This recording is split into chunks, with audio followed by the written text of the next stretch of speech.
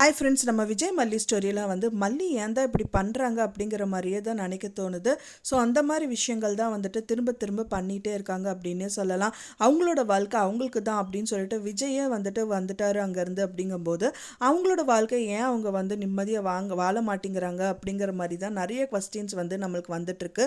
அது மட்டும் இல்லாமல் வந்துட்டு அவங்க மனசளவில் அவர் வந்துட்டாருன்னு சந்தோஷப்படுறது இல்லாமல் வந்து பார்த்திங்கன்னா, இப்போ வெண்பா குட்டி அங்கே தானே இருக்கணும், இல்லை நீங்களும் அங்கே தானே இருக்கணுங்கிற மாதிரியே தான் பேச்சு எடுத்து அடிபட்டுட்டே இருக்கு.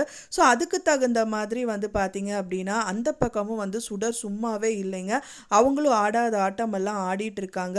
ஃபஸ்ட்டு வந்து பார்த்தீங்க அப்படின்னா வந்துட்டு அவங்க அதாவது இப்போது அவங்களோட தங்கச்சி, அது ரேணுகாவோட தங்கச்சியை வந்து பழி வாங்கணும்னு சொல்லிட்டு துடிச்சிட்டு இருக்காங்க. ஏன்னா வந்து சுடரை அடிச்சிட்டாங்க அப்படிங்கறக்காக அவங்கள நடு தெருவில் நான் நிறுத்துறேன், இருக்கிற சொத்தையெல்லாம் ஆட்டையை போட்டுட்டு உன்னை கண்டிப்பாக சொல்கிறேன், நடு தெருவில் பிச்சை எடுக்க வைக்கலன்னா நான் சுடரே இல்லை அப்படிங்கிற மாதிரி வந்து நினச்சிட்டு இருக்காங்க.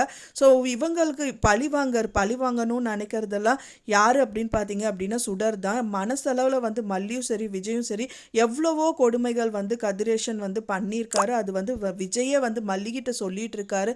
இருந்தாலும் வந்து அவங்க மனசளவில் அவங்கள பழி வாங்கணும் அப்படிங்கிற ஒரு எண்ணம் துளி கூட விஜய்க்கும் சரி மல்லிக்கும் சரி இருந்ததே இல்லை.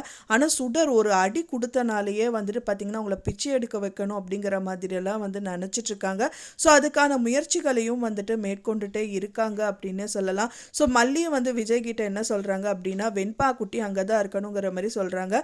எனக்கு வந்து அவளுக்கு சுத்தமாகவே அங்கே இருக்க பிடிக்கல மல்லி, அது நரக மாதிரி தான் அவன் நினைக்கிறான். அப்படி இருக்கும்போது நான் எப்படி அவளை அங்கே இருக்க வைக்க முடியும், எனக்கு சத்தியமாக அது பிடிக்காதனால தான் நானும் கூட்டிகிட்டு வந்துட்டேன் அப்படிங்கிற மாதிரி வந்துட்டு விஜய் வந்துட்டு மல்லிகிட்ட சொல்லிட்டு இருக்காரு.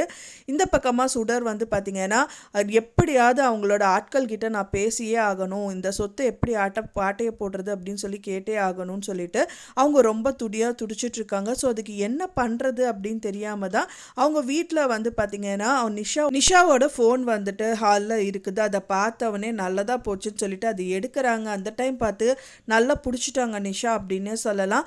அண்ட் தென் வந்துட்டு எதுக்கு நீ வந்த, என்ன பண்ணிட்டு இருக்க, ஃபோனுக்கு அப்புறம் ஃபோனை பார்த்துட்டு என் கையில் கொடுங்கிற மாதிரியெல்லாம் சொல்கிறாங்க. அப்போ தான் வந்து அவங்கள வெளியில் தள்ளி கதவு சாத்திடுறாங்க இந்த சுடர் அப்படின்னே சொல்லலாம். கதவு சாத்துறது மட்டும் இல்லாமல் நீ எப்படி வேணால் கற்று, நான் உனக்கு வந்து கதவு திறக்க மாட்டேன், உங்கள் அப்பா வேணால் வந்து திறக்கட்டும்னு சொல்லிட்டு அவங்க மொட்டை மாடிக்கு போய் அவங்க யார்கிட்ட பேசணும்னு நினைக்கிறாங்களோ அவங்ககிட்ட பேச ஆரம்பிக்கிறாங்க. கூடிய விரைவில் கண்டிப்பாக அவங்க சிக்கிடுவாங்க அப்படின்னு தான் எதிர்பார்க்கப்படுது. ஏன்னா வந்து பார்த்திங்கன்னா மல்லி அங்கே வரணும், இவங்க சொல்கிறது ஒரு விதத்தில் நல்லா தான். மல்லி அங்கே வந்துட்டாங்கன்னா கண்டிப்பாக அந்த விஷயங்கள் எல்லாமே அவங்க நோட் பண்ணுவாங்க. கூடிய விரைவில் அவங்க சிக்கிடுவாங்க அப்படின்னு தான் எதிர்பார்க்கப்படுது. நீங்கள் என்ன நினைக்கிறீங்க அப்படின்னு சொல்லிட்டு உங்களோட கருத்துக்களை மறக்காமல் எனக்கு கமெண்ட்டில் ஷேர் பண்ணுங்கள். நான் சொன்ன இந்த தகவல் உங்களுக்கு பிடிச்சிருந்தா ஃப்ரெண்ட்ஸ் மறக்காமல் லைக் பண்ணுங்கள், ஷேர் பண்ணுங்கள், கமெண்ட் பண்ணுங்கள், சப்ஸ்கிரைப் பண்ணுங்கள். மேலும் இன்னொரு மல்லி சீரியல் அப்டேட்டோட நெக்ஸ்ட் மீட் பண்ணுறேன். தேங்க்ஸ் ஃபார் வாட்சிங் மை டியர் ஃப்ரெண்ட்ஸ். நெக்ஸ்ட் வீடியோவில் பார்க்கலாம்.